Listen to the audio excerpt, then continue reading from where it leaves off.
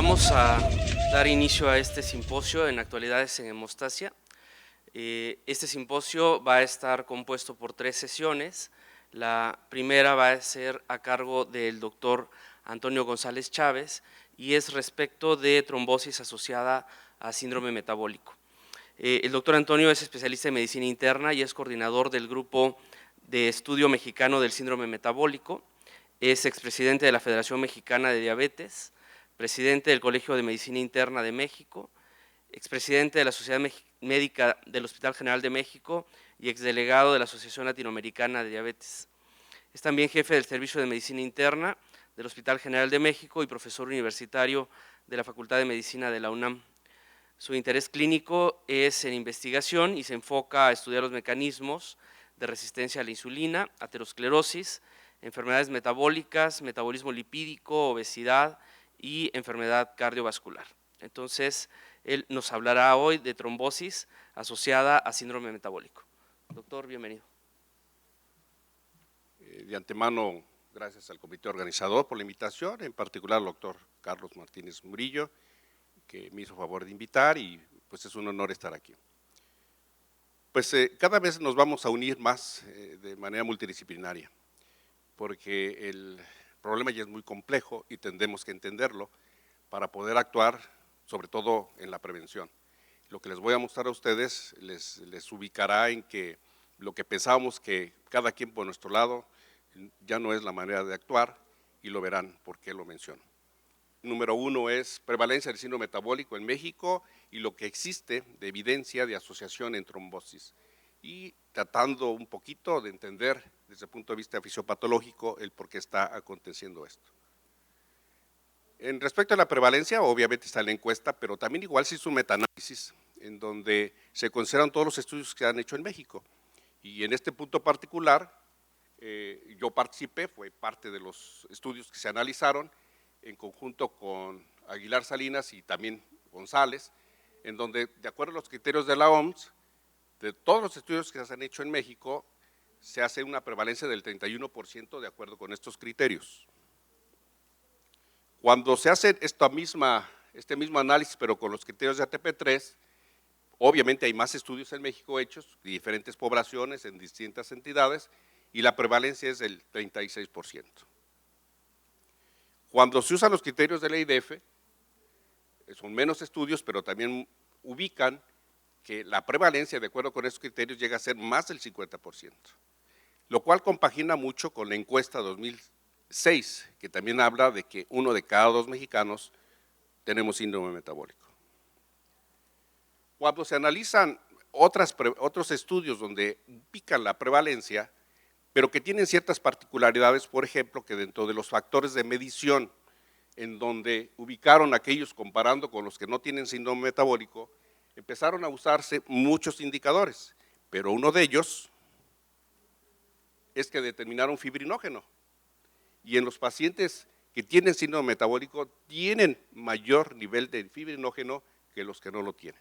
Y aquí es donde empieza la evidencia que existe en población mexicana de esta asociación. Entonces, estos estudios ya nos empiezan a preocupar, porque se están midiendo ya otros factores que están hablando de ello. Igualmente, otro estudio hecho en México, en donde el motivo era a 12 meses comparar aquellos que tenían síndrome metabólico con un control, con una dieta a 12 meses, y ver si disminuían estos factores indicadores, pero afortunadamente ellos midieron 2 elementos agregados, que es la respuesta inflamatoria y aspectos de medición hematológicos. Y entre esos, vean ustedes cómo la interleucina 6, en comparación los que tienen síndrome metabólico a que no lo tienen, se encuentra elevada. La interleucina 10 es una citocina antiinflamatoria, siempre existe un balance. Esta está disminuida. Y esto empieza a caracterizar a la población mexicana. El patrón inflamatorio que estamos viendo, que es de bajo grado, está ubicando que existe proinflamación incrementada con disminución de la respuesta antiinflamatoria, sobre todo expresada por la interleucina 10, y aquí se comprueba que efectivamente sucede eso. Pero también midieron fibrinógeno, el cual se encuentra aumentado, y igual el inhibidor del activador del plasminógeno. Entonces, de tal manera que esta caracterización nos está hablando de que existe desde un inicio aspectos de protrombosis. Entonces, este es el punto primordial que se está viendo bajo este enfoque y que estamos obviamente ubicándolo en los individuos que tienen síndrome metabólico de manera temprana. Estas son poblaciones que tienen enfermedad cardiovascular, son poblaciones de inicio, de estudio, que se están caracterizando apenas con síndrome metabólico.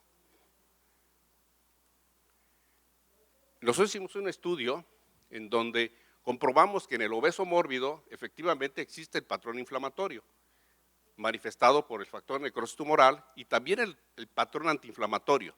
En este caso cruzamos que este obeso mórbido tenía esteatosis hepática, otra expresión del síndrome metabólico que cada vez estamos viendo más frecuentemente y que ya empezamos a asociar.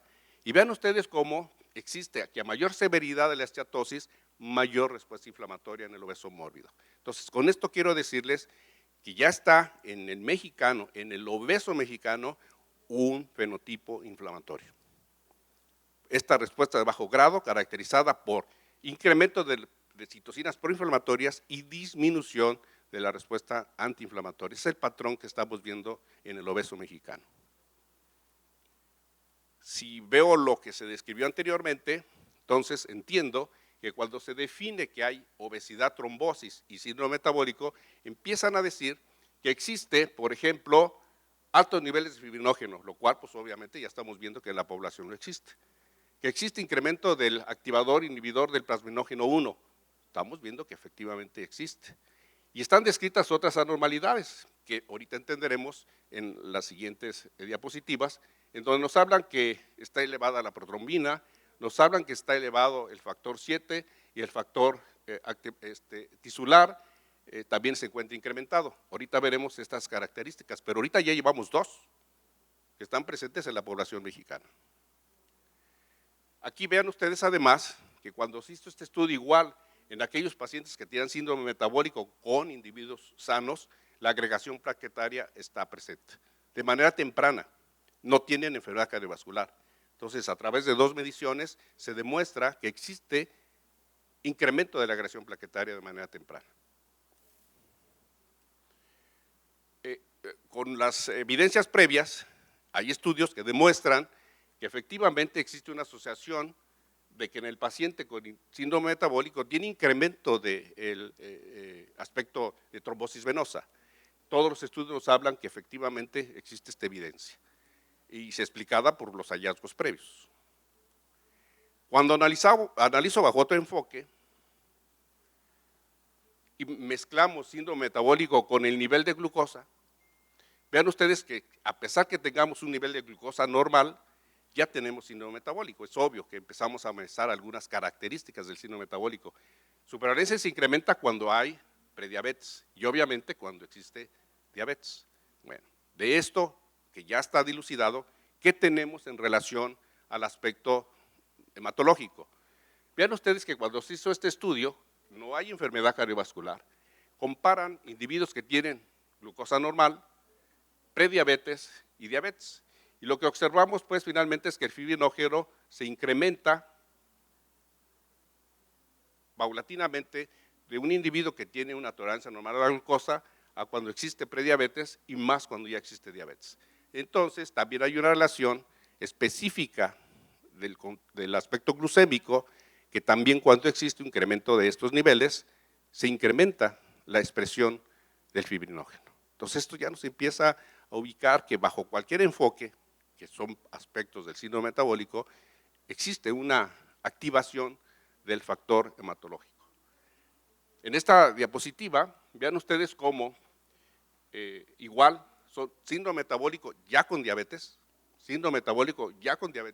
con un grupo control, y vean ustedes cómo se demuestra que existe incremento del inhibidor del activador plasminógeno tipo 1 en comparación con el grupo control. Entonces se empieza ya a asociar todos estos elementos de manera muy temprana. Y esto nos explica por qué el individuo que se hace un diagnóstico, finalmente en corto plazo hace una complicación de tipo trombótico. Y esto es lo que está conociéndose actualmente. Si yo me voy ahora a los aspectos de ver algunos enfoques diferentes, yo veo entonces a la mujer que de toda la población, las mujeres son 22 millones que tienen obesidad. De estas, 13 millones están en edad reproductiva. De estas totales, síndrome metabólico en el 52.7, con obesidad abdominal en el 87.7.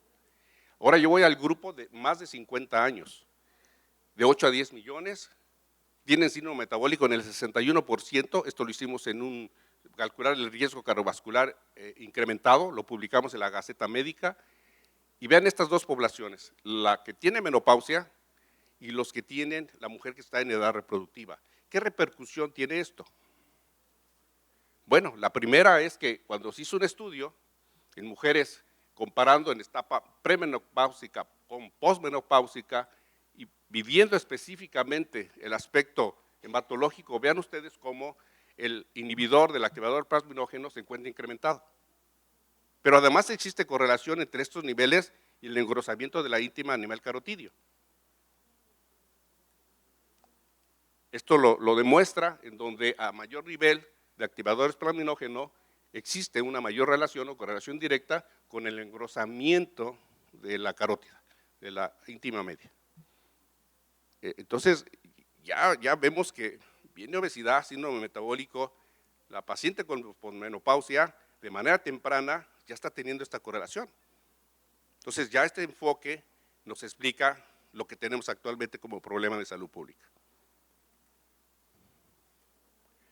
Otro punto que nos debe preocupar mucho es el niño obeso, el adolescente que hace diabetes tipo 2, en el cual tiene obesidad casi prácticamente en todos, tiene acatosis nígricas